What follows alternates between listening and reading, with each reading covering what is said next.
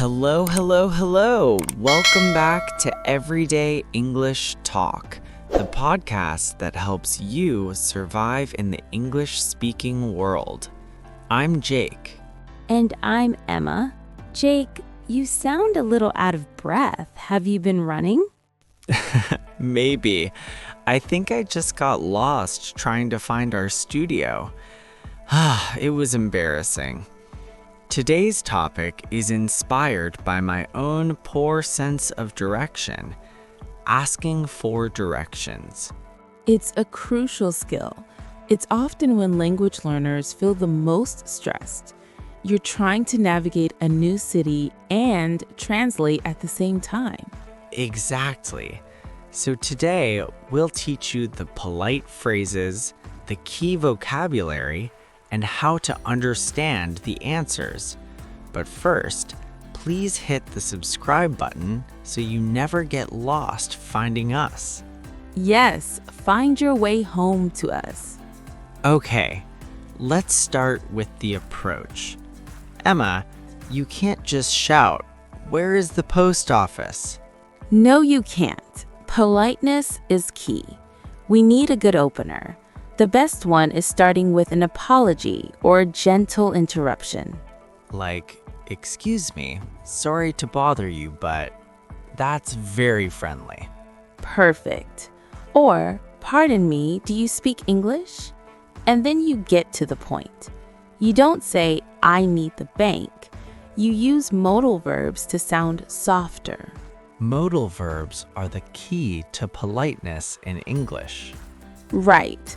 You should say, "Could you tell me how to get to the library?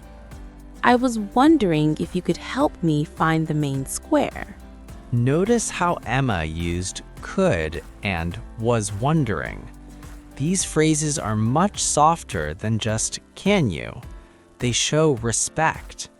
Learning these polite opening phrases immediately makes you sound more like a native speaker. Okay, Jake, so we've been polite. We've asked our question, "Could you tell me how to get to the museum?" Now comes the hard part, understanding the answer. People often speak very quickly, and they use many verbs to show where something is. And that's where our listeners panic. They hear "turn left," but their brain is still thinking about how to say "excuse me." So let's slow down and go through the most important verbs and phrases they need to hear. Number 1, and this is the easiest one, go straight ahead or keep going straight. This is simple but very important. It means do not turn at all. Just continue walking forward. 2. Turn left or turn right. Simple, but you must know the difference. Maybe practice pointing and shouting the words quickly. Left, right, left. Good practice. And number 3, go past. This is important. It means you need to pass an object without stopping. For example, go past the big red fire station. You see it, but you keep walking. Excellent. Now, here's a phrase that means you are close. It's just around the corner. Ah, around the corner. That's a lovely phrase. It means the place is very near, but you can't see it yet. It's like saying you are almost there. People often ask about distances. Emma, can you explain the different words people use for street areas? Yes. In the UK, we often use traffic lights or roundabouts. A roundabout is a circle where cars drive around. We might say, go to the 3rd traffic light and then turn right. In the US, we often talk about blocks. A block is one section of houses between two streets. Someone might say, walk 3 blocks and then turn right. If you are visiting America, you need to understand this city plan. It's a key point. And finally, when they point, it's on your left or it's on your right. This tells you the exact side of the road your place is on. If you see the building behind you, you've missed it. That's great simple advice. So memorize street, left, right, past, and blocks. Those basic words will help you so much. Jake, people don't just say turn left. They always mention a landmark. That's true. A landmark is a very important or famous building, like a big hotel or a church. It helps you know when to turn. For example, turn right at the big red clock tower.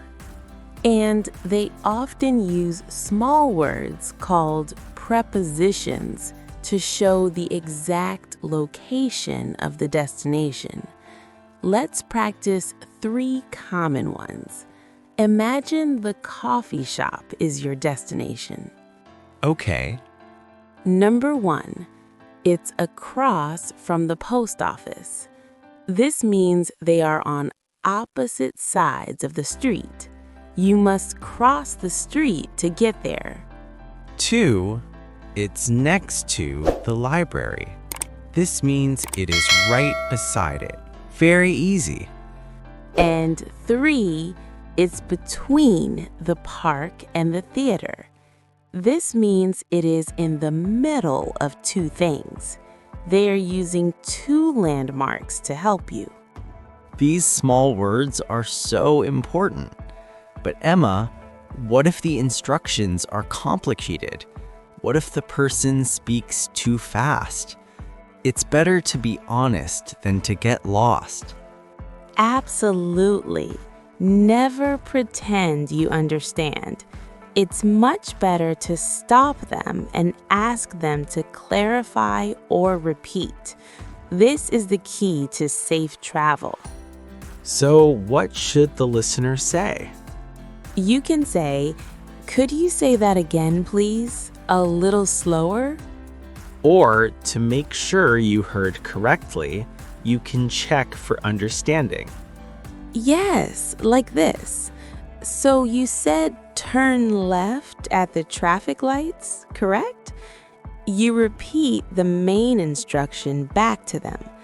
This makes the person feel helpful, and it saves you from walking 20 minutes in the wrong direction. Okay, Emma. We've covered how to ask, how to listen, and how to check for understanding. But now let's flip the script. What if someone asks us for directions? That's a great question. Now we are the helpful native speakers. First, if we don't know the answer, we can't just stand there silently. We need polite ways to say, "I don't know." Exactly. You should always start with an apology. You could say, "I'm sorry, I'm not from around here." Or, if you want to be funny, "I wish I could help, but I'm lost too." Those are much better than just no. But what if we do know the way? We should use simple, clear phrases. Yes, and sometimes you just point. Pointing is useful, but always add a short verbal cue. You can use great short phrases like, "Keep going that way." "You're going the wrong way." You'll see it right in front of you. I like "you're going the wrong way." It's helpful and direct. Now, once the person has the directions, they need to say thank you. We need to teach strong ways to express gratitude. Simply saying thanks is fine, but it's better to add something. Try, "Thank you so much. I really appreciate your help." Or, "I owe you one." I owe you one. That's a very natural, friendly phrase. It means you promise to return the favor someday. And the person who helped should respond with a simple, friendly phrase like, "No problem," or "You're welcome." Wonderful. So we've learned how to approach, how to listen, how to check, and how to think. That covers the whole conversation. Okay, Jake, we've covered everything you need to know to ask for directions confidently. But before we go, let's talk about 1 or 2 final cultural tips. Great idea. Tip number 1. If you are given a long set of instructions, maybe 4 or 5 turns, do not be afraid to say, "Could you write that down for me?"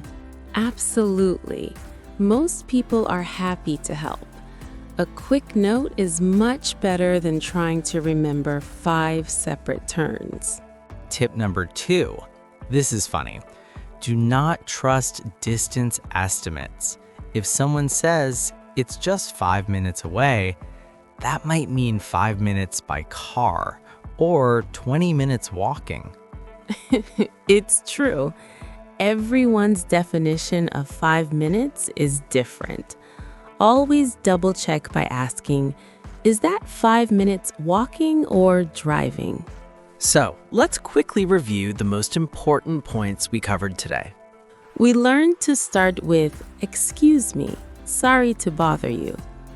We learned the key verbs, go straight, turn left or right, and go past. And we learned how to check for understanding. So, you said left at the traffic lights, correct? That's a huge amount of progress. Remember, the most important thing is not perfect grammar, but clear communication. Now for the fun part, our comment challenge. We want you to practice the language you learned today, right now. Here is the question. Imagine you are standing in your hometown. Where is the nearest landmark from your current position? Use across from, next to, or between in your answer. Yes, tell us the library is next to the bookstore. Practice makes perfect. Thank you for navigating this whole episode with us. We hope you feel much more confident next time you are lost. We'll see you next time on Everyday English Talk. Bye, everyone. Don't get lost. Bye-bye.